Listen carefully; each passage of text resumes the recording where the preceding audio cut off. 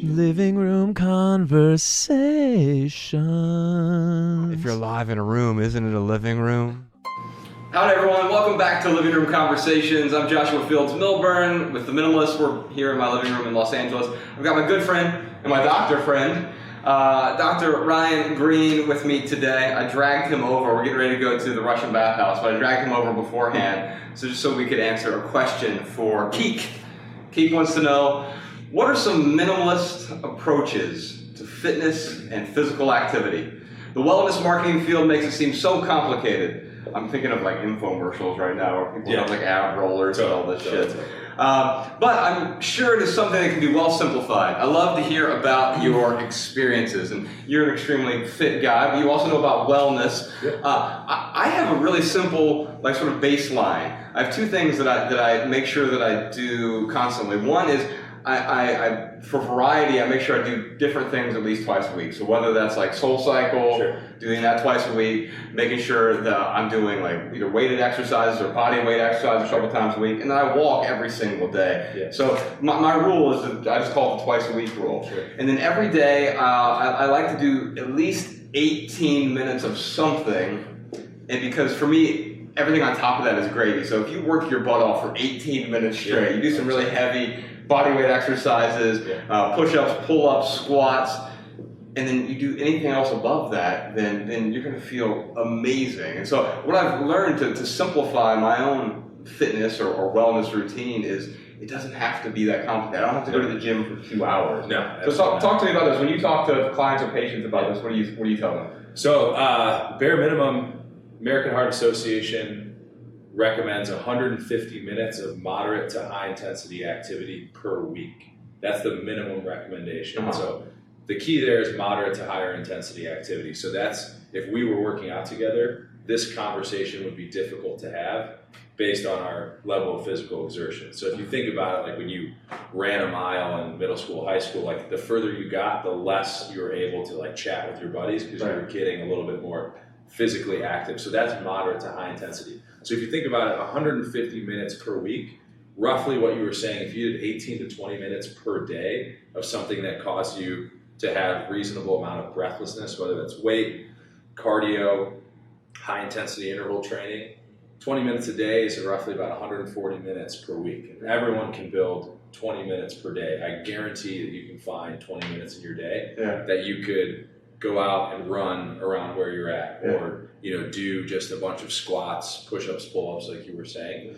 So it's really something that people can achieve on a daily basis. And once you start doing it on a daily basis, after 2 weeks, 3 weeks, you'll find that it becomes something that you and your body crave, and you'll want to build in to your daily routine. So now, I agree with that. In fact, it's not that I beat myself up over it if I don't do it, but there will be a day where I just don't feel like doing it, and usually I'll just force myself to do it. I like to try to do it in the morning. So start off with that small win, and then if in the afternoon you want to do something as well, then great. So why do you think it's become like it's so complicated now? We see not just the infomercials, but now Instagram posts and everything else that makes fitness seem so complicated. I think the issue is that people want what they are doing to be the panacea for obesity, diabetes, heart disease. Like if you do this mode of exercise, all of your problems will disappear. But in actuality, as you guys know, it takes not only exercise, but what you put into your body and things like that.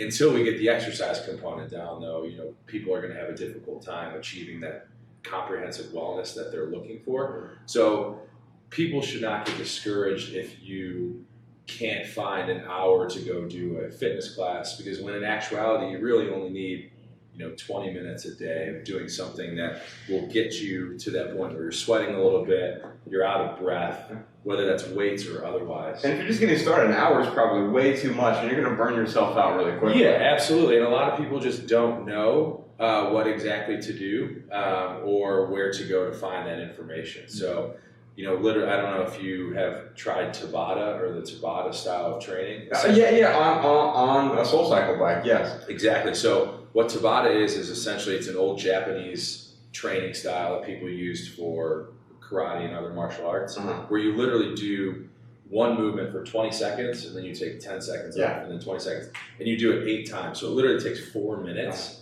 for one complete I'm session. exhausted. Exactly, because you just go as maximal effort as possible, whether it's sit-ups, push-ups, squats, whatever. And as long as you're trying to hit the same number for that every 20 seconds, you will, one, get tired, but two, develop a higher level of fitness the more frequently that you do that, because your body will become more accustomed to that training and you'll be able to do more and more and more. So that's something that's simple that you can do in a living room. Yeah. And if you do push-ups, sit-ups, squats, literally takes 12 minutes and you'll get 100 to 200 reps per exercise in, and before you know it, you're like, okay, that was 15 minutes, I did 300 reps of something. Like some people that go to a gym for an hour and a half won't do 300 reps. I saw a cartoon recently in the New Yorker, and it had 2 doors going into this gym, and on one side it said actual gym, and you can see all the equipment there, and the other side it said place to go to sit on weights, sit near weights and look at your phone. Exactly. And I see that at gyms all the time, and that we confuse the showing up for the activity. You don't have to go to the gym in order to embrace an activity. And so I think the advice to walk away with today is spend 20 minutes a day doing something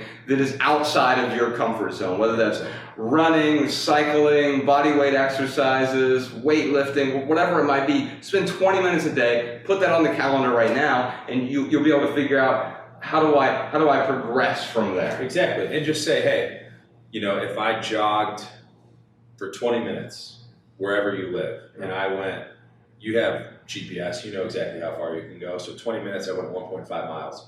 In a couple weeks, hopefully challenge yourself to say that 20 minutes, I'm going 2 miles, I'm going 2.5 miles.